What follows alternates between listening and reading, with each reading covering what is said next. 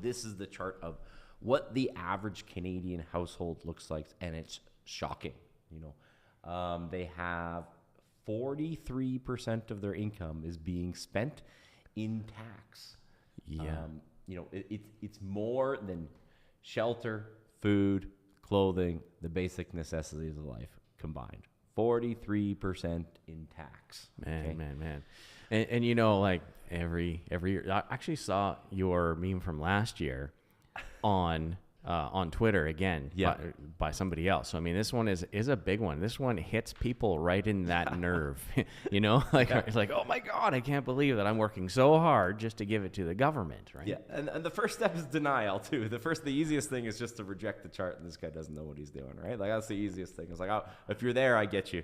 Don't worry, a couple of years you'll figure out how this works, right?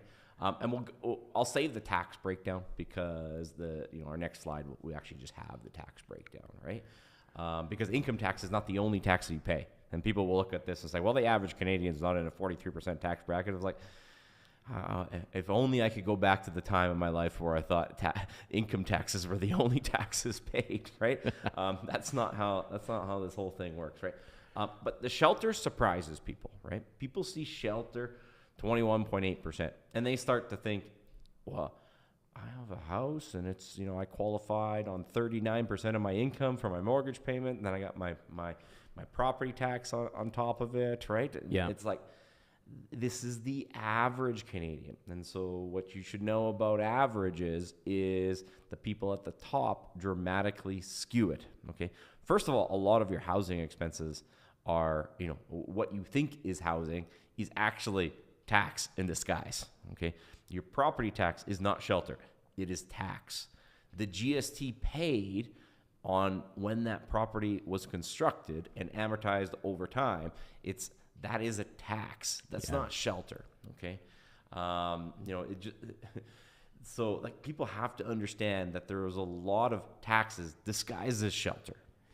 Oh yeah, I mean, we've got a lot of taxes that we pay that it's automatic. We know that we're going to be paying them, but we don't actually calculate them into this chart that we've got here. Yeah. And I think that's a big mistake.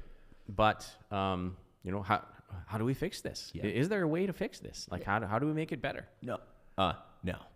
No, that's what I tell people. It's like, it's just, no, it's you have to learn how the game's played. Don't wait for it to change, and we'll get into why you shouldn't wait for the game to change, because the analysis is a little bit humbling when you really see like why you should not wait for the game to change, why you should learn how to play the existing game.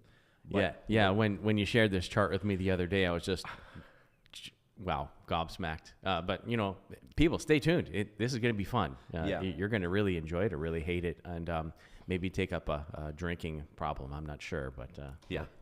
So the first one, people are like, well, people pay more than 22% tax. I was like, really? I don't think you understand. It's hard for the regular working class Canadian to grasp that the average Canadian does actually not pay. They're not paying 40 or 50% in shelter. Like, they're not. Once you tease out the tax and understand the difference, it's like, okay, that's not shelter, that's tax. But then they also dramatically underestimate how rich the rich people are and how much they skew the data. 35% of the homes in Canada don't have a mortgage on them. Let me just say it again. 35% of the homes in Canada do not have a mortgage on them. Their mortgage payment is zero, right? And then there are a number of other wealthy Canadians where they have a mortgage payment on it, but they're using that as mortgage to invest. Okay. There you go.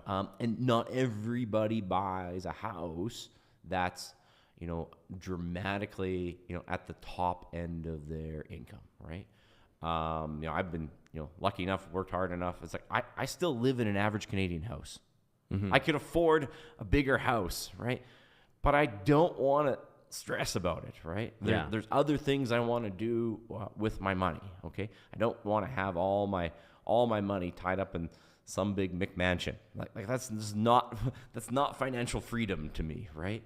So I have no intention of living that close to the red line, and I just don't think it's a good choice for most families. But so people don't understand. It's like there's a significant portion of Canadians, it's bigger than they think, that their housing cost is dramatically lower than 22%.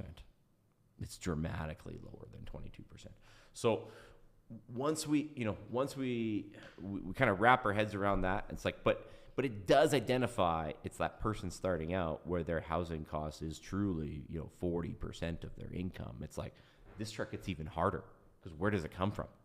Yeah, I mean, it's got to come from those other things, So I feel you, but you have to understand, it's like, this is the average, and that's how the number works out, okay?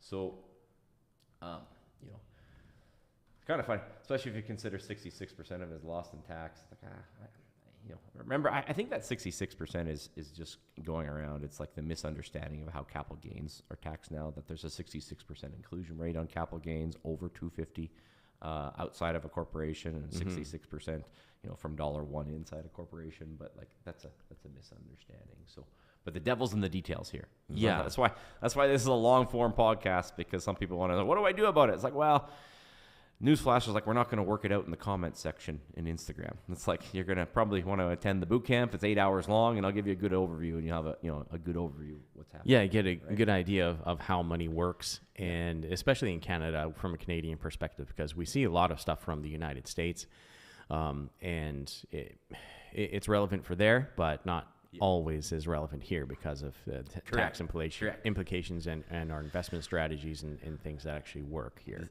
This is your Canadian podcast. This is don't try to put the square peg in the round hole. Okay. Yeah. Okay. And you get someone says it's modern day slavery. And then someone else tries to make them feel guilty because they said the word slavery, and so my victim group is more victimized than your victim group. It's like, that's why people don't know how to play the tax game, because they're too busy arguing about whose victim group. Yeah, I was thinking about the meme this morning. It's like, we're free range slaves on a tax farm. One of my favorite ones, I put it on the story the other day. It's like, it's the soldier, and he's in camo. Okay. And he's got the gun and the scope and the goggles, and there's some poor kid next to him, dirt on his face, scared, right? And he's got a little bit of bruise, marked up, right? And the soldier's saying, it was like, don't worry, kid, we'll have a central bank for you very soon.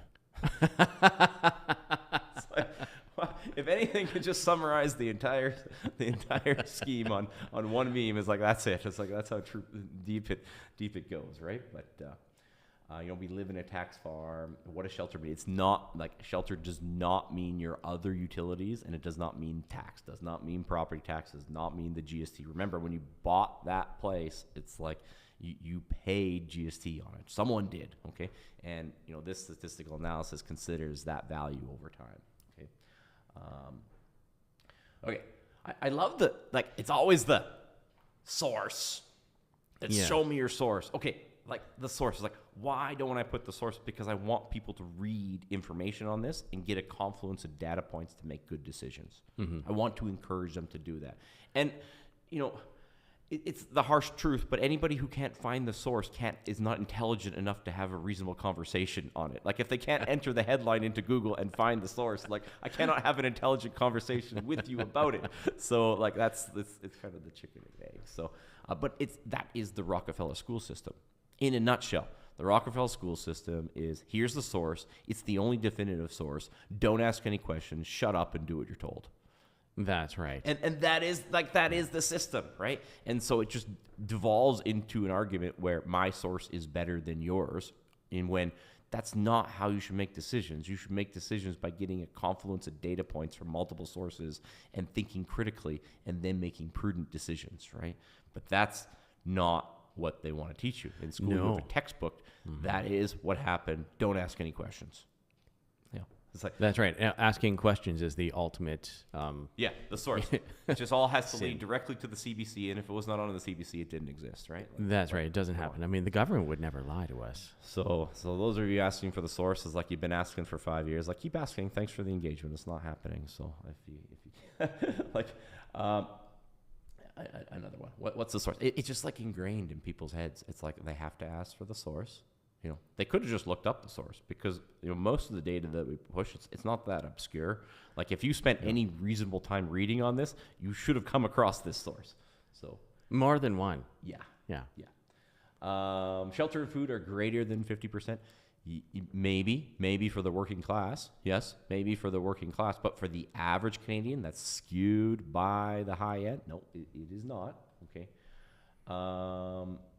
This gets at, like, this comment is like, great. So what are we going to do about it? That's right, nothing. Every 48 years, we vote for someone different and hoping for a change, and the only change is we pay more taxes and we vote for a different person to put their grimy hands in our pockets on fresh ideas.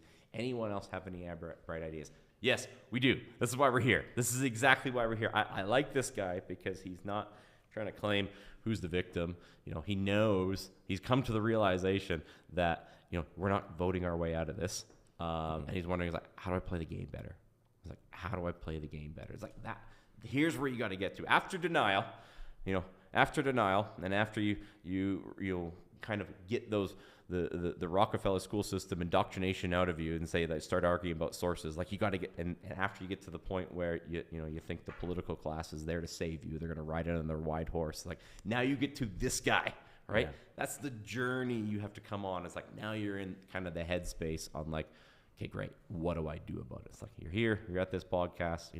I would say for the most people, like, come to the boot camp. Like, it's 8 hours. Like, I need 8 hours on a Saturday to even, start to explain it to you, because if it was easy, everyone would do it, right? Yeah. It's going to take some work to put yourself in a better system. All the Canadians are going to be tax martyrs for the greater good, to have good health care, paved roads, and learn how the system is rigged against us. Yeah, kind of true. Taxation is theft, right? You hear this for years, right? Like, taxation is theft, and like, is it theft? Okay, like, without taxes, without reasonable taxes, we don't have. The counter argument to that is, without reasonable taxes, we don't have any infrastructure. We don't have roads, court systems, that sort of thing. Right? The key word is reasonable taxes. Reasonable. Like, right? I don't think 43% is reasonable amount. And what's my opinion on taxation is theft? And after doing this job for a couple decades, right, and traveling the world and seeing different taxation systems, I was like, I would actually agree that some taxation is theft.